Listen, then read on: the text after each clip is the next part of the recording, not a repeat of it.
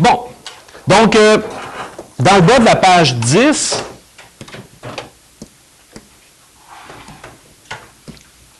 alors j'ai ici orientation d'un vecteur.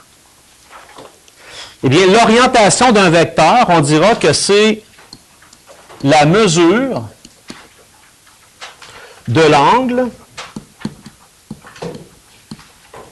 Et là, attention, l'angle, on va toujours le donner sous la forme anti-horaire. Contraire des aiguilles d'une montre. Donc, ça veut dire que je vais tourner dans ce sens-là.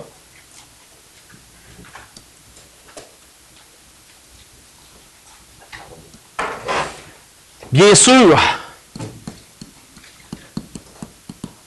ça sera une mesure positive. Donc, on comprend que lorsque je donne un angle de rotation positif dans les vecteurs, je me déplace dans le sens anti-horaire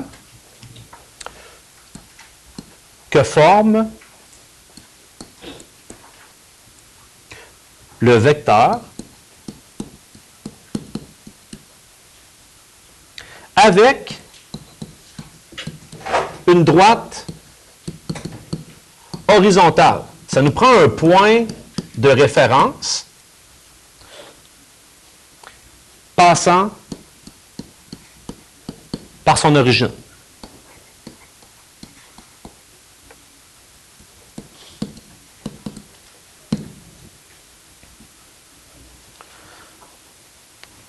Donc, on s'imagine toujours qu'il y a une droite horizontale qui passe par l'origine de mon vecteur. Cette fameuse droite-là me donne mon point de référence. Pour vous aider, imaginez-vous une horloge. On est toujours par rapport à écart. C'est comme si mon départ est toujours à écart sur l'horloge et je tourne dans le sens anti-horaire.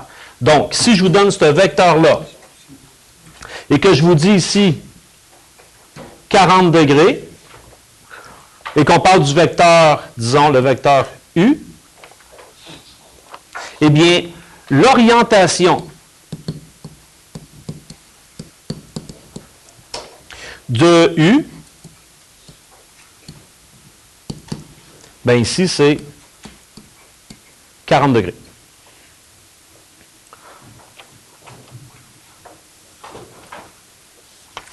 Exemple 2. Pas très compliqué jusqu'à maintenant. Exemple 2. Voyez ceci. J'ai encore fait passer une droite horizontale par l'origine du vecteur. Je vous donne ici moins 40 degrés. Donc, l'orientation, encore là, ici, c'est le vecteur U.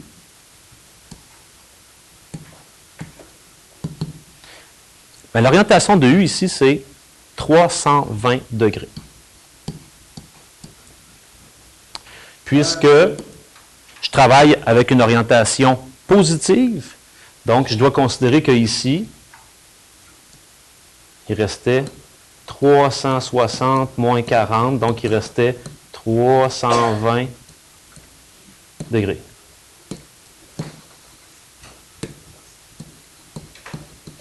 C'est comme ça que je le trouve. Crime que j'ai de la misère à prendre vos noms cette année. Zineb. Pourquoi moins 40? Ben, c'est que si je compare à ici, j'ai tourné dans le sens horaire de 40 degrés.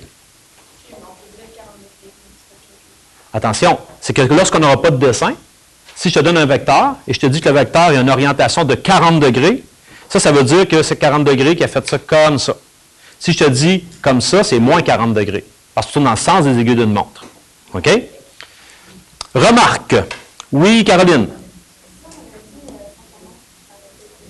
Ça, on avait dit 140.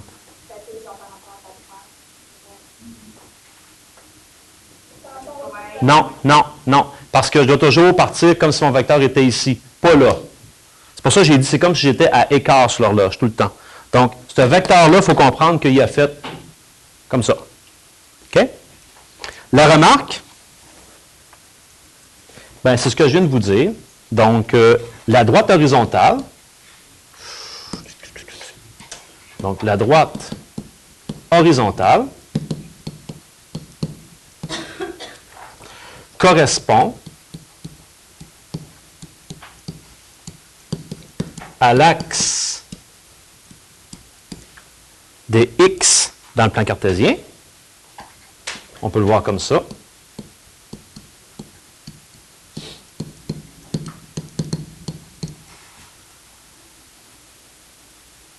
L'origine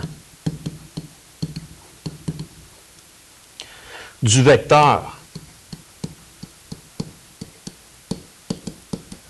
étant 0, 0, on le place directement à l'origine.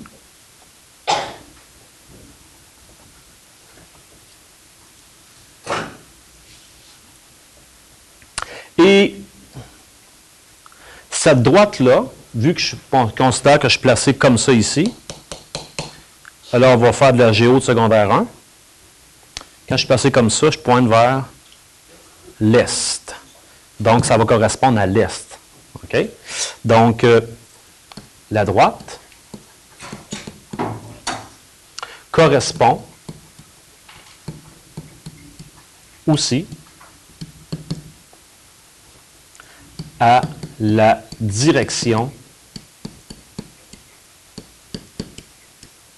est dans ce qu'on appelle la rose des vents. Je suis en train de manquer d'encre.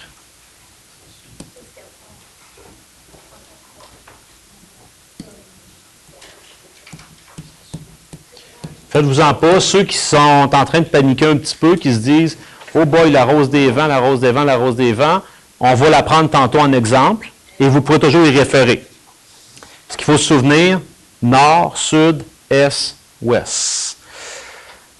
Myriam. La direction est, c'est pas parce que le vecteur.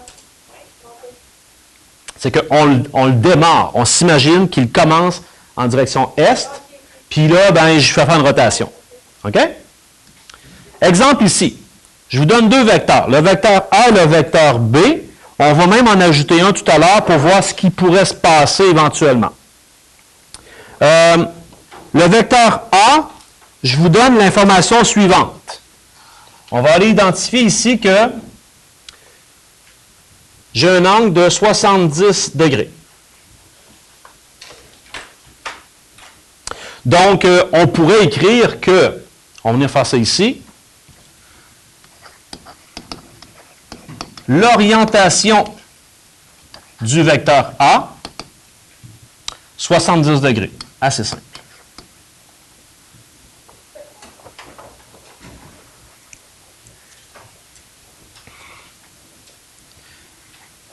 Si,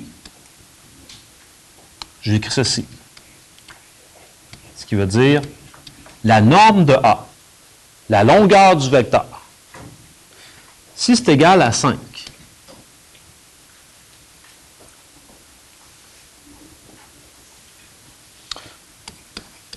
les composantes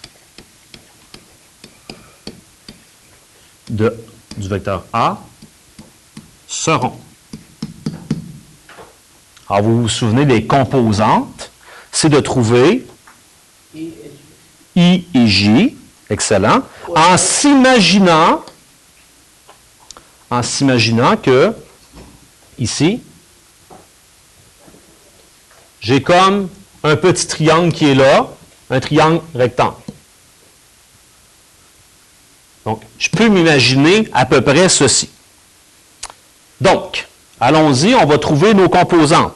Lorsque Kevin fait référence à I en J, on se souvient que j'ai un déplacement en I ici, puis j'ai un déplacement en J comme ça ici. Qui sont des vecteurs, on pourrait dire des vecteurs unitaires. Mehdi?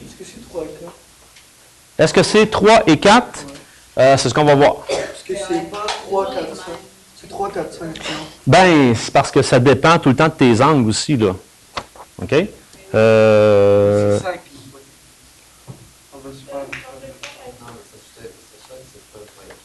C'est parce que ça dépend comment tu es organisé, là. Si un angle de 90... C'est parce que ce n'est pas à cause que tu as un hypoténuse de 5 que tu as nécessairement 3 et 4. Si tu as 3 et 4, ça te donne une hypoténuse de 5. Mais tu peux avoir une hypoténuse de 5 avec quelque chose de très long comme ça, là. OK? Ça peut être aussi 5, 4 et 3, ça ne pourrait pas être la même chose. 3 et 4, Tu as tout à fait raison. Tu n'aurais pas la même orientation. Mais ça peut être d'autres nombres que ceux-là. On va les trouver des nombres.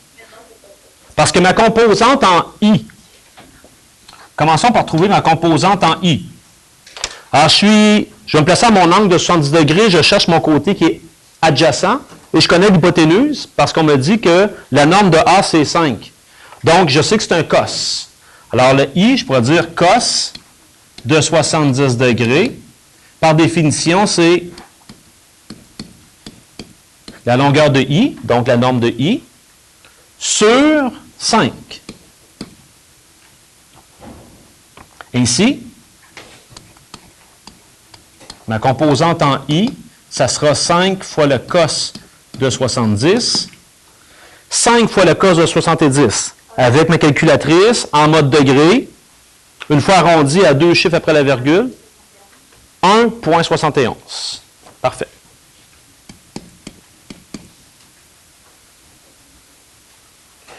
De la même manière, je vais aller trouver ma composante en J. Je vous dirais deux façons de le trouver. Quelqu'un pourrait décider de faire Pythagore, ou tu pourrais faire le sin. Personnellement, je préfère faire le sin. Je trouve que c'est plus rapide. Donc, je vais dire sin de 70 degrés, c'est la longueur en J divisé par mon hypoténuse qui vaut 5. Donc, la norme de J, c'est 5 fois le sin de 70, ce qui nous donne 4,70. Donc, je peux écrire 4,7. Ce qui fait en sorte que les composantes de A, je viens de trouver que A, ses composantes seraient 1,71, 4,7. Vous remarquerez qu'elles sont positives toutes les deux, parce que lorsque je pars de l'origine, je me déplace vers la droite, puis par la suite vers le haut. Kevin. Donc, vous voulez dire que, je sais pas, parce que des fois dans les signes, des fois on préférait utiliser des angles, genre ça pouvait être un angle de 160, Oui. on faisait 180 ou 160, qui donnaient tous les mêmes choses, mais des fois on trouve que l'angle le plus grand il donne une valeur négative. Donc c'est pour ça que vous avez dit ça va tout le temps être comme ça. Et on prend le plus grand parce que ça fait donner une valeur négative. J'ai suivi le début de ta présentation, mais je n'ai pas saisi la fin. Je vais recommencer. Genre comme c'est ton.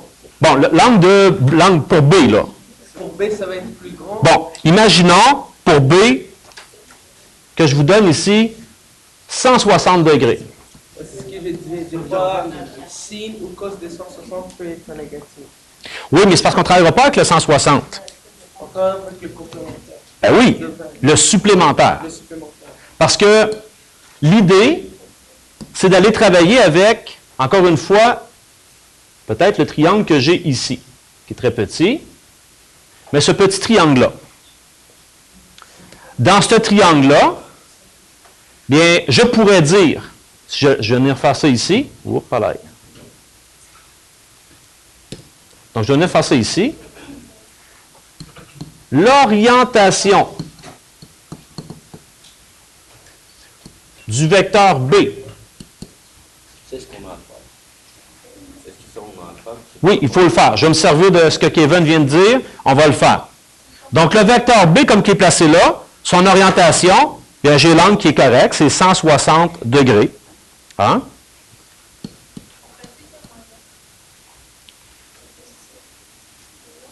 Moins 20, t'es où? Moins 20, tu serais juste ici un petit peu en bas.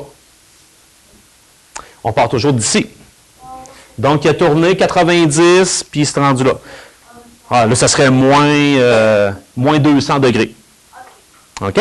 Mais on ne travaille jamais avec un angle négatif. Donc, ça, c'est mon orientation. Maintenant, si je veux aller trouver ses composantes, c'est un peu, je crois, ce que Kevin est en train de nous expliquer. On va devoir travailler avec l'angle qu'on a ici à l'intérieur.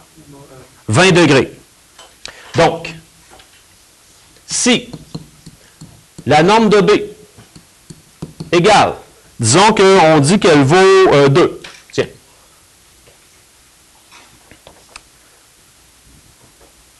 Alors, ces composantes